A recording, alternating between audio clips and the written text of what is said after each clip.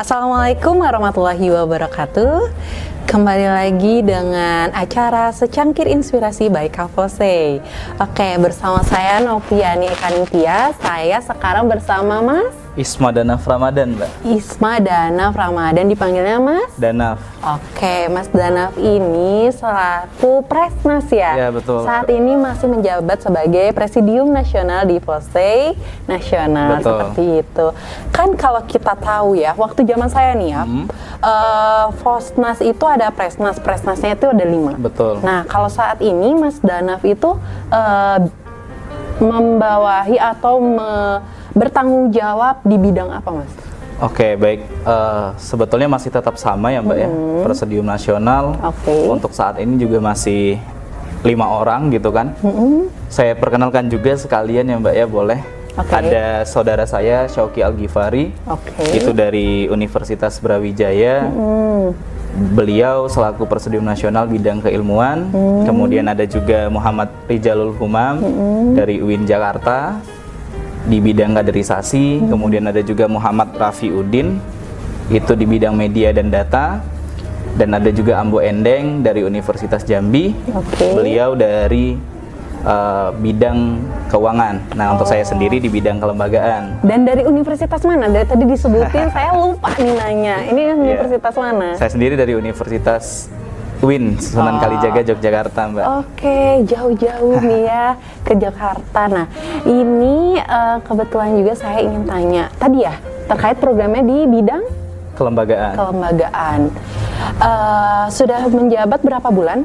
Kita naik itu November 2021. 2021. Oke. Kemarin di bulan Februari kita mengadakan rapat kerja nasional Fose Oke. di Padang Sidempuan. Sumatera Utara, Oke, betul. ya. Oke, Mas Danaf, kalau misalnya kita lihat kepengurusan sekarang, itu pasti ada program kerja. Ya, betul. Nah, program kerja di Fose saat ini, apakah ada perbedaan di Fose dari Fose sebelumnya? Terus apa aja programnya? Oke, untuk program kerja sebetulnya cukup banyak ya yang kita lakukan di Fose Nasional seperti itu, Mbak.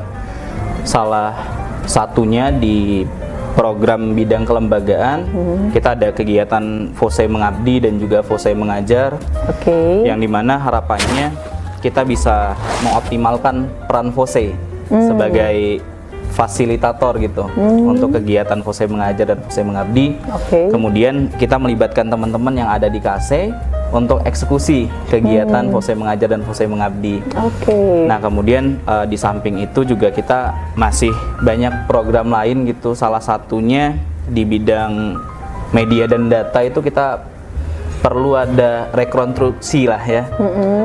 Untuk websitenya Fose seperti Iya. itu perlu direkonstruksi karena ya sekarang kan sudah semakin canggih zamannya. Kita juga pengennya ketika orang eksternal ya melihat Fose itu, wah kok sudah maju sekali gitu, dilihat dari websitenya bisa memaparkan kegiatan apa itu Fose lah ya. gitu, Iya, oke. memperkenalkan Fose tanpa harus tahu atau bergabung ke Fose gitu, tapi tertarik dengan Fose, entah itu stakeholder yang ke depan bakal bekerja sama dengan Fose ataupun untuk kader-kader Fose sendiri biar lebih informatif seperti itu, Mbak. Oke. Tadi saya tergelitik dengan Fose Mengajar, Fose Mengabdi. Seperti yang kita tahu, kalau Fose ini ada anggota-anggotanya itu terdiri dari beberapa KASE. KASE ini adalah kelompok studi ekonomi Islam. Betul. Di mana KASE ini ada di beberapa universitas di Indonesia ya. Dan salah satu program yang saya tahu itu KASE itu pasti ada kajian. Betul. Nah, kalau kajiannya itu kan antara ini ya, anggota-anggota KASE tersebut, atau mungkin dia ada ngadain acara semacam seminar gitu yang terkait ekonomi Islam, itu bisa. Nah, kalau yang tadi kan Fose Mengajar, Fose Mengabdi itu targetnya siapa dan bahannya apa yang diajarkan? Oke, siap. Kalau misalkan dari Fose Mengajar dan Fose Mengabdi itu bentuk bakti dan dakwah kita kepada masyarakat secara luas gitu, Mbak. Oke. Jadi kalau untuk Fose Mengabdi itu targetnya memang ke masyarakat pedesaan gitu. Yeah. Harapannya kita bisa memperkenalkan yang namanya supply chain kepada masyarakat gitu. Kemudian mengedukasi masyarakat betapa pentingnya terkait dengan izin usaha, kemudian sertifikasi halal. Nah, sedangkan untuk FOSE mengajar itu targetnya siswa di sekolah gitu, yang dimana harapannya ke depan itu makin banyak siswa yang peka terhadap ekonomi Islam.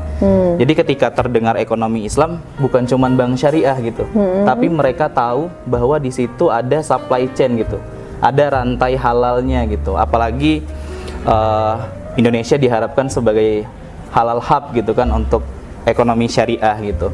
Nah, untuk di internal sendiri kita ke depan bakal ada yang namanya Duta Literasi Ekonomi Syariah, yang dimana ini harapannya bisa sharing kepada kader-kader, kepada kelompok studi ekonomi Islam yang ada di FOSE, yang tergabung ke dalam FOSE, sehingga dakwahnya selain masif di eksternal juga bisa masif di internal dan lebih kuat lagi di internalnya, Mbak. Gitu. Sejauh ini dari Oktober ya? Dari November. November sampai hari ini, apakah proses atau program dari yang tadi disebutkan udah ada yang jalan? Oke, untuk program yang tadi kami sebutkan, kita sudah melakukan open recruitment untuk staf ahli yang melakukan pendampingan, karena tadi FOSE sebagai fasilitator, sedangkan teman-teman yang ada di KASE itu sebagai eksekutor gitu. Nah, kemudian untuk yang Duta Literasi ini insya Allah bakal di launching di bulan Maret ini, kemudian baru bisa didistribusikan kepada teman-teman yang membutuhkan pemateri untuk kajian-kajian ekonomi Islam gitu. Di samping itu juga tools yang kita sediakan, kita juga menyediakan silabus untuk kajian, kemudian kita juga ada kitab sakti FOSE gitu. Sehingga yang kita ketahui bersama bahwa ruh dari FOSE ini kan ilmiahnya itu, Mbak, dan pusat pengkajian serta pengkaderan idealnya memang ada di KASE gitu kan. Nah, inilah tugas dari teman-teman FOSE nasional periode kali ini, kita menguatkan peran FOSE sebagai fasilitator itu gitu.